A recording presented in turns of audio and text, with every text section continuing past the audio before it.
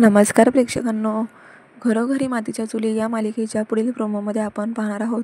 ऐश्वर्या आता सयाजीरावांना सांगत असते की ती जानकी मला मोठ्या तोऱ्यात म्हणते की 1 महिन्यामध्ये मी तुला वाचत गाजत पूर्ण रणदिवेंच्या घरामध्ये येऊन दाखवणार. मला चॅलेंज करते ती. बघा आता मी काय करते ते. तेव्हा सयाजीराव म्हणतात की अगं पोरी, काय करणार आहेस तू? तर आता ऐश्वर्या म्हणते की थोडं धीर धरा ना, मी सांगायची गरजच नाही, तुम्हाला कानावर येईलच. तर इकडे आता ऋषिकेश आणि जानकी यांनी अबोला धरलेला असतो, कारण त्याच्या वाढदिवसामुळे ऋषिकेशचा रागाही गेलेला नसतो. तितक्या दरवाजा वाजतो आणि समोर असतात माने पोलीस. त्यांना पाहून ऋषिकेशला धक्काच बसतो. तो म्हणतो, माने सर तुम्ही इकडे? तेव्हा हो, तुम्हाला मी अटक करायला आलोय. हे ऐकल्यावर जानकी आणि ऋषिकेशच्या पायाखालची जमीनच सरकते. तेव्हा आता ऋषिकेश म्हणतो, म्हणजे? तर आता ते पोलीस सांगतात की तुम्हाला अटक करायला तुमच्या विरोधात कंप्लेंट आलेली आहे.